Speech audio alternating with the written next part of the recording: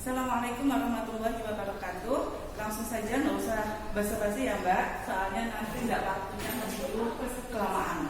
Nah, kita lanjutkan materi berikutnya, yaitu tentang persamaan dasar akuntansi. Kalau yang kemarin itu kita belajar teorinya, sekarang kita coba untuk pada kasus atau praktek ya.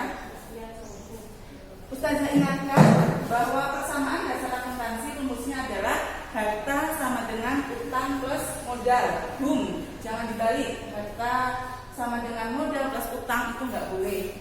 Nah, di sini harta yang termasuk harta apa saja kemarin? Ini Ustazah ambil sederhananya saja. Itu ada kas, piutang, perlengkapan, peralatan. Sebenarnya masih ada banyak banget. Cuma untuk skala perusahaan yang masih kecil, itu biasanya untuk harta itu berada pada kisaran ini untuk transaksi sehari-hari. Nah, untuk persamaan dasar akuntansi, harta itu berada di kiri dalam kondisi normal. Dalam kondisi harta bertambah, itu berada di sebelah kiri, yaitu sebelah debit. Kemudian utang dan modal itu berada di sebelah kanan atau di sebelah kredit. Itu adalah dalam kondisi normal atau wajar. Nah, di sini untuk rumus persamaan dasar akuntansi ini akan kita coba praktekkan. Ada suatu permasalahan atau kasus. Nah, di sini tabelnya sederhananya adalah seperti ini. Ada beberapa kolom. Kolom yang pertama adalah kolom tanggal. Kemudian untuk kolom yang kedua, ketiga, keempat, dan kelima, ini adalah kolom harta. Kolom harta ini ada di sebelah kiri atau di sebelah debit. Pemisah antara debit dan kredit itu adalah dua garis. Di sini sengaja Ustazah kasih tanda warna merah dan biru untuk pemisah antara kiri dan kanan. Kalau kalian nanti bikin ya nggak apa-apa, nggak harus pakai merah atau biru, pakai hitam, yang penting di garis dua. Nah, untuk yang sebelah kanannya adalah utang plus modal. Nah, di sini langsung kita masukkan ke kolom utang, kemudian berikutnya adalah kolom modal. Nah, untuk kolom modal ini kita kasih dua kolom, digunakan untuk menulis jumlahnya dan untuk keterangan. Kolom harta, karena kita terbiasa menggunakan empat akun, yaitu akun kas, maka langsung kita masukkan ke dalam kolom akun kas, kemudian akun piutang, kemudian akun perlengkapan, dan yang terakhir adalah akun peralatan.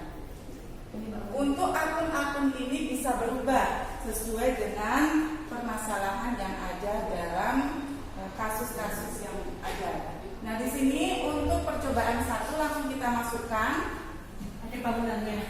Tahun 2020 bulan Juli, tanggal 1, Elisa membuka usaha salon. Nah, Elisa menyerahkan uang pribadinya 10 juta untuk keperluan salon. Nah, dari sini ingat bahwa konsep entitas itu berarti kalau uang Elisa sudah masuk ke salon, maka sudah terpisah antara uang pribadi Elisa dengan uang salon. Sehingga di sini harus kita catat transaksinya, yaitu tanggal 1. Di sini untuk tata cara penulisan tanggal, yang pertama adalah tahun terlebih dahulu, 2020, kemudian Juli, baru tanggal 1. Nah, untuk tanggal 1, Elisa membuka usaha salon, menyerahkan uang pribadinya 10 juta untuk keperluan salon. Berarti yang berpengaruh apa? Karena itu adalah uang, maka kasnya bertambah. Kas salon itu bertambah 10 juta. Di sini Ustazah tulis dalam ribuan ya Mbak, karena kita hemat kolom. Nah, 10.000 otomatis 10 juta. Kemudian untuk akun tandingannya apa? Di sini berarti modal salon itu bertambah. Karena kas 10 juta, maka modalnya bertambah 10 juta. Keterangannya apa? Modal Elisa. Nah, untuk akun-akun yang lain karena tidak berpengaruh, maka kita kasih tanda strip. Dari sini sudah balance antara debit dan kredit, antara kiri dan kanan, yaitu 10 juta. Kalau sudah balance, kalian garis. Garisnya maaf ya, nggak lurus.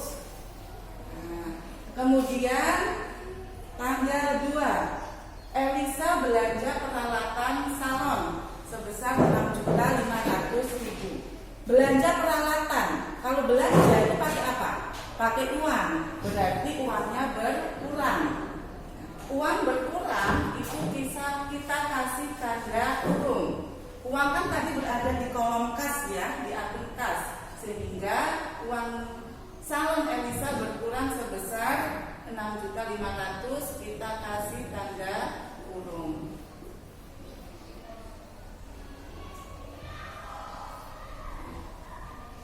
Kemudian apanya yang bertambah atau yang berpengaruh?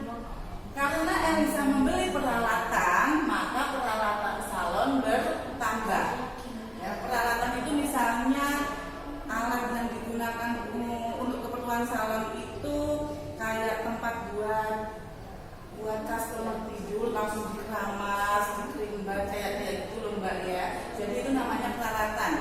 Bahkan peralatan itu adalah harta perusahaan yang nilai ekonomisnya lebih dari 1 tahun. Nah, peralatannya bertambah. Kalau bertambah berarti tidak usah dikurung. 6.500.000. Dari sini berlaku ini negatif, ini positif, berarti 0 ya, sehingga tidak berpengaruh pada akun yang di sebelah kredit. Jadi sudah balance.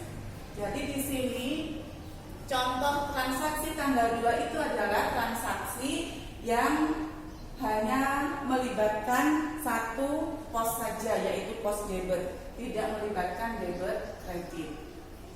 Setelah selesai kita garis, kita lanjutkan transaksi berikutnya, yaitu tanggal 4. Sama kasusnya seperti tanggal 2, yaitu Elisa belanja perlengkapan salon. Apa sih bedanya peralatan dengan perlengkapan? Contohnya kalau peralatan kan tadi ya, tempat yang buat tiduran, rebahan, yang itu yang pada potong, yang pada luluran dan sebagainya itu nggak tahu ustazah namanya apa. Terus perlengkapan itu yang habis pakai, seperti yang cepat habis gitu ya, seperti samponya, lulurnya, kemudian apanya lagi ya Mbak? Maaf ya ustazah nggak pernah salah jadi nggak paham. Tanggal 4 intinya itu ya, peralatan itu adalah harta yang nilai ekonomisnya itu lebih dari 1 tahun. Kalau perlengkapan itu harta yang nilai ekonomisnya kurang dari 1 tahun. Nah di sini sama. Untuk transaksi tanggal 4 itu karena belanjanya adalah pakai uang, maka kasnya berkurang. Kalau kas berkurang maka dikasih tanda kurung 2.700.000. Karena kita membeli perlengkapan, maka perlengkapannya bertambah sebesar 2.700.000. Nah, di sini terjadi transaksi yang tidak melibatkan pos kredit, hanya melibatkan pos debit saja. Jadi di sini sudah 0. Lo nggak jomplang us? Ya enggak, 0 kan ini sudah name. Ini plus, jadi kan 0. Kalau di akun debitnya 0, akun kreditnya tidak berpengaruh. Itu ya. Nah, kemudian lanjut transaksi tanggal 7. Tanggal 7 Elisa meminjam uang. Jadi kan uangnya tadi sudah dipakai untuk beli peralatan, perlengkapan, tinggal sedikit nih. Nanti untuk berjaga-jaga kalau salon itu butuh dana untuk sewa gedung, untuk bayar listrik dan sebagainya, nggak punya duit gimana gitu kan. Nah, Elisa minjem uang ke siapa ya? Bisa ke mana saja. Utang itu bisa ke bank, tapi harus ngasih bunga ya. Kalau yang aman itu minjem temen atau minjem orang tua atau minjem mertua juga boleh. Itu ya, tanggal 7 itu meminjam uang. Nah, karena kita meminjam uang, maka kita memperoleh uang, sehingga kas kita bertambah. Kas kita bertambah sebesar berapa? 5 juta. Tapi kan kita meminjam nih, berarti bukan uang kita sendiri kan? Sehingga di sini yang berpengaruh adalah pos kredit. Apa? Utang apa modal? Oh, utang. Karena kan kita minjem uang, sehingga utang kita bertambah sebesar 5 juta. Nah, utang kita bertambah 5 juta, kas kita bertambah 5 juta. Jadi harta kita, hartanya Elisa itu bertambah 5 juta. Asalnya dari mana? Dari minjem 5 juta. Dari sini sudah balance debit dan kreditnya, sehingga tidak masalah. Oke, lanjut tanggal 10. Tanggal 10 Elisa mulai buka misalnya. Di hari pertama karena ada promo dan sebagainya, nih dapat uang 700.000, memperoleh pendapatan. Nah, pendapatan ini berarti modalnya Elisa itu bertambah. Sehingga kalau memperoleh uang berarti kasnya bertambah sebesar 700. Pokoknya kalau uang yang berhubungan dengan uang, baik itu bertambah maupun berkurang, selalu berpengaruh pada kas, sehingga kasnya bertambah 700.000. Nah, kas bertambah 700.000 mempengaruhi apa? Mempengaruhi akun modal. Jadi modalnya itu bertambah sebesar 700.000. Dari mana asalnya? Dari pendapatan. Jadi untuk keterangannya kita isi pendapatan. Lanjut di tanggal 11. Martina, teman Elisa, potong rambut nih dan trimbar di salon Elisa. Total yang harus dibayar Martina itu 40.000. Tapi Martina tidak bawa uang. Ini modus ya ini ya, Martina ini ya, hati-hati kalau kalian punya teman seperti Martina. Nanti pas kalian buka usaha, sok baik, sok deket, ternyata nggak bawa duit. Nah, 40.000. Seharusnya Elisa itu dapat uang 40.000, tapi ternyata belum dibayar. Maka 40.000 ini kita sebut sebagai piutang. Ya, jadi apa sih bedanya antara piutang dengan utang? Kalau utang itu kita minjem, kalau piutang kita meminjamkan, gitu ya. Nah, jadi karena ini uang kita masih di bawah Martina, maka kita catat ke dalam kolom piutang sebesar 40.000. Nah, 40.000 ini kan pendapatan, jadi berpengaruh pada modal sebesar 40.000. Maaf ya, ini ribuan ya, jadi Ustazah tulis 40 saja. Nah, modalnya bertambah 40. Kita tulis sebagai pendapatan. Meskipun uangnya belum kita terima, tapi sudah kita masukkan ke dalam kolom piutang. Sudah seimbang ya antara debit dan kredit. Kemudian transaksi berikutnya yaitu tanggal 12. Tanggal 12 Elisa membayar listrik. Bayar listrik pakai apa? Pakai uang. Jadi kas kita berkurang. Kita catat kas berkurang di sebelah. Kas berkurang harus dikasih kolom. Besarnya berapa? 120. Tanda kurung maksudnya, maaf. 120.000. Untuk membayar listrik itu berarti modalnya berkurang. Jadi di sini kalian bisa cermati bahwa segala transaksi yang bersifat penghasilan, kita memperoleh uang dari pendapatan, dari hasil kerja kita, itu sifatnya menambah modal. Sedangkan uang yang kita keluarkan untuk membayar segala biaya atau beban itu bersifat mengurangi modal. Contohnya beban listrik, beban air, beban telepon, beban hidup, beban sewa gedung dan sebagainya, beban gaji karyawan dan sebagainya. Nah, di sini jadi modalnya berkurang 120.000. Oke, di sini karena berkurang kita kasih tanda kurung. Sudah seimbang ya, 0,0. Yang terakhir, akumulasi pendapatan dari tanggal 11 sampai 13 sebesar 2.480.000.